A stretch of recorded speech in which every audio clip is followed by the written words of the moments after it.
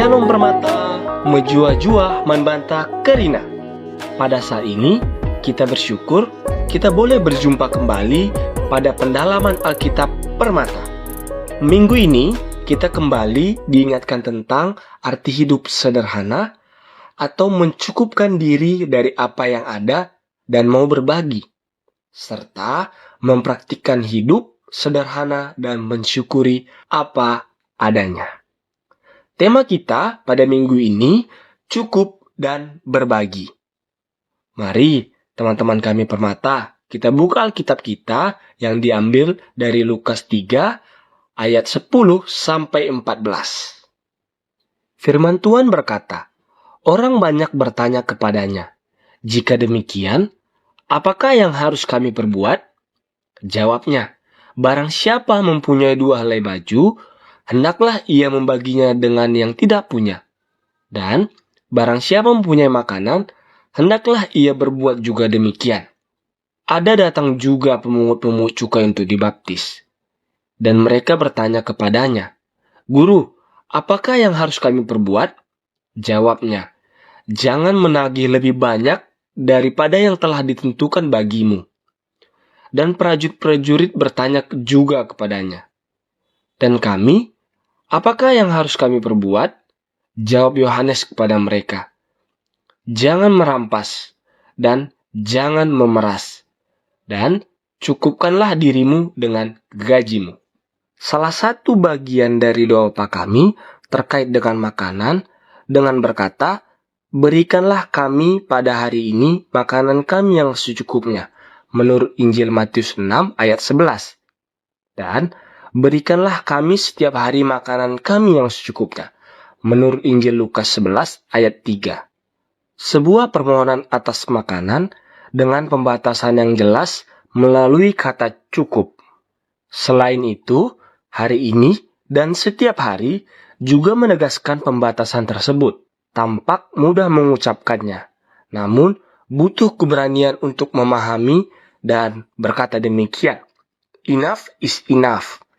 Bagian doa tersebut mengajak pendoa untuk senantiasa memandang kepada Allah untuk apa yang diperlukannya setiap hari. Rahmat Allah tetap ada dari hari ke hari, selalu baru setiap hari. Namun, bagaimana memahami dan hidup dalam rasa cukup? Dalam PA kali ini, kita belajar hal tersebut dengan merujuk pada Lukas 3 ayat 10 sampai 14. Perikop hari ini menceritakan seruan awal Yohanes Pembaptis kepada orang-orang yang datang kepadanya untuk dibaptis. Yohanes Pembaptis tidak hanya melakukan pembaptisan, melainkan juga mendorong orang banyak untuk menunjukkan buah-buah pertobatan. Sebuah kesatuan antara baptisan dan buah dari pertobatan. Merespon seruan Yohanes Pembaptis, orang banyak bertanya, apakah yang harus kami perbuat? Pertanyaan tersebut juga diajukan oleh para pemungut cukai dan para prajurit. Artinya, mereka ingin tahu hal-hal apa yang mesti diubah dari kebiasaan hidup yang selama ini dijalani. Hidup yang dahulu mesti mengalami perubahan setelah menerima rahmat Allah melalui baptisan. Bagi orang banyak, Yohanes Pembaptis menjawab dengan menyinggung hal-hal mendasar yang merupakan kebutuhan primer manusia, pakaian dan makanan. Barang siapa mempunyai 2 helai baju, hendaklah ia membaginya dengan yang tidak punya. Dan barang siapa mempunyai makanan, hendaklah ia berbuat juga demikian. Pakaian dan makanan, 2 kebutuhan yang diperlukan dalam keberlangsungan hidup.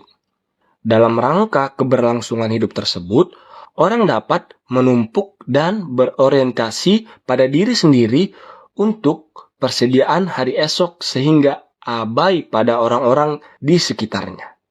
Fokus Yohanes Pembaptis bukan untuk berhenti mempersiapkan hari esok, melainkan meminta orang banyak untuk belajar peduli kepada sesama dengan membagi apa yang ada pada mereka. Bagi pemungut cukai, Yohanes Pembaptis menjawab dengan menyinggung kecurangan-kecurangan yang sering dilakukan kepada orang lain. Para pemungut cukai adalah orang-orang lokal yang ditugasi oleh orang-orang kaya yang menerima kuasa dari pemerintahan Romawi untuk mengumpulkan bayaran dari orang banyak. Selain menjalankan perintah, mereka juga memperkaya diri. Mereka terbiasa menagih lebih dari angka yang telah ditentukan, tanpa rasa bersalah dan jauh dari belas kasih. Mereka menagih dengan sesuka hati. Karenanya, pada zaman itu, pemungut cukai adalah orang-orang yang dibenci oleh masyarakat, tetapi disukai oleh pemerintah. Mereka bekerja sebagai alat pemerintah, tanpa memperhatikan kondisi orang banyak. Bagi para prajurit, Yohanes Pembaptis menjawab dengan menyinggung pendapatan atau upah mereka. Perasaan tidak cukup memungkinkan muncul potensi negatif dalam bersikap, yaitu merampas dan memeras orang lain. Dengan merampas dan memeras berarti mereka telah mengambil hak orang lain. Padahal semestinya mereka bertugas untuk menjaga hal tersebut. Dalam pemerasan tidak cukup mereka bukan melakukan tugas, melainkan melanggar dan mengkhianati tugas yang diembankan kepadanya. Karenanya, Yohanes Pembaptis meminta para prajurit untuk mencukupkan diri dengan pendapatan mereka. Beberapa hal yang menjadi penekanan Yohanes Pembaptis tersebut merupakan bentuk buah-buah pertobatan yang mesti diperhatikan dan dihidupi. Apa yang harus kami perbuat? Bukan pertanyaan biasa, melainkan lahir dari sebuah kesadaran bahwa pembaruan diri penting untuk dilakukan. Demikian juga jawaban-jawaban atas pertanyaan-pertanyaan tersebut sangat konkret dan dekat dengan keseharian hidup.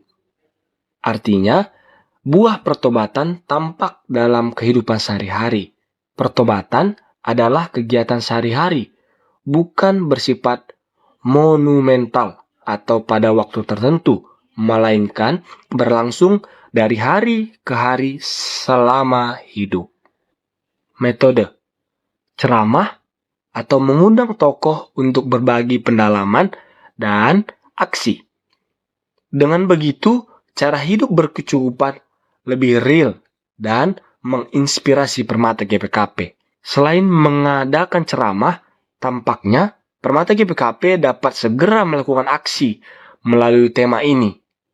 Salah satu aksi yang dapat dilakukan adalah Permata GPKP perlu melihat dan membuka kembali lemari-lemari yang berisi pakaian dan berbagai jenis barang lainnya. Apakah benar Permata GPKP hidup dalam rasa cukup atau justru sebaliknya? Mari melakukan aksi dengan membagi apa yang ada pada kita. Bukan karena barang tersebut sudah rusak atau jelek, tetapi sedang melatih hidup cukup dan berbagi. Bujur di bata semasa-masa kita, Kerina.